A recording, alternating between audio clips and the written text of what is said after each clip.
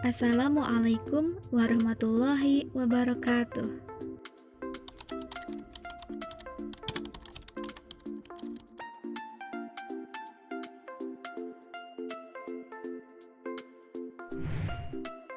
Perkembangan bisnis yang semakin kompetitif mengharuskan perusahaan untuk bisa bertahan dengan selalu meningkatkan kinerjanya. Maka, untuk mendukung kinerja yang baik, perusahaan pasti membutuhkan strategi untuk mencapai tujuannya dengan berdasar kepada visi dan misi perusahaan. Untuk mengelola dan mengimplementasikan strategi ini, kita bisa menggunakan salah satu alat ukur manajemen kinerja, yaitu Balance Scorecard. Apa itu Balance Scorecard?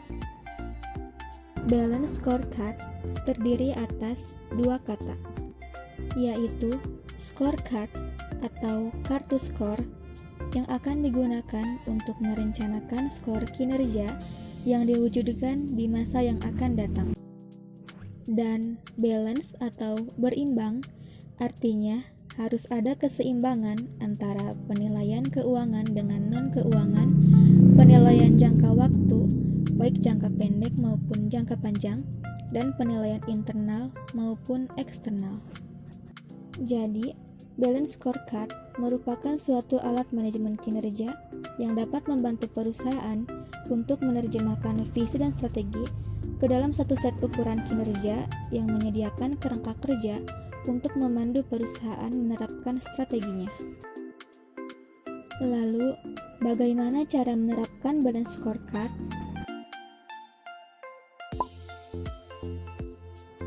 Ada 4 perspektif dalam balance scorecard sebagai alat untuk mengukur kinerja perusahaan.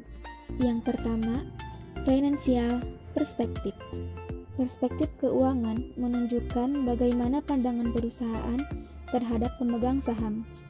Ini berkaitan dengan hak yang diharapkan pemegang saham atas modal yang ditanamkannya, yang kita kenal sebagai dividen. Dan dividen akan dibagikan ketika perusahaan dalam keadaan laba. Maka dari itu, perspektif keuangan akan membantu perusahaan untuk mengevaluasi profitabilitas. Kemudian yang kedua, customer perspective. Untuk menyusun strategi ini, kita harus menggunakan kacamata pelanggan untuk mengidentifikasi segmen pelanggan dan segmen pasar yang menjadi target perusahaan, juga mengukur keberhasilan perusahaan dalam segmen ini. Maka, harus ada strategi untuk melihat customer dari berbagai sisi, seperti melihat dari market share atau pangsa pasar, atau dari retensi pelanggan yang mengukur hubungan perusahaan dengan konsumen, atau akuisisi pelanggan yang mengukur kemampuan memenangkan bisnis baru. Bisa juga dari sisi kepuasan pelanggan berdasarkan value proposition, atau dari profitabilitas pelanggan yang mengukur keuntungan yang diperoleh perusahaan. Selanjutnya, internal business perspective. Perspektif bisnis internal menunjukkan pandangan perusahaan mengenai keunggulan atau kemampuan internal perusahaan dalam menjalankan kegiatan bisnisnya. Perspektif ini mencakup kepada 3 subproses, yaitu proses inovasi terkait dengan nilai tambah bagi pelanggan, kemudian proses operasi, yaitu terkait dengan kegiatan produksi dan distribusi kepada pelanggan. Dan yang terakhir, proses layanan pasca penjualan. Yang keempat, innovation and learning perspective.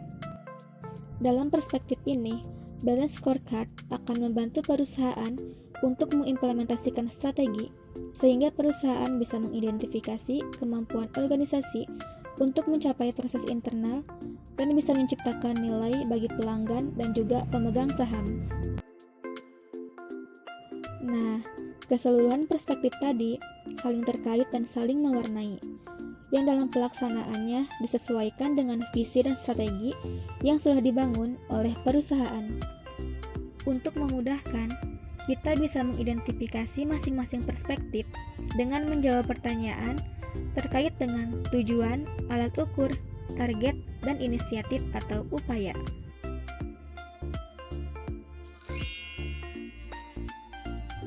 Terima kasih. Wassalamualaikum warahmatullahi wabarakatuh.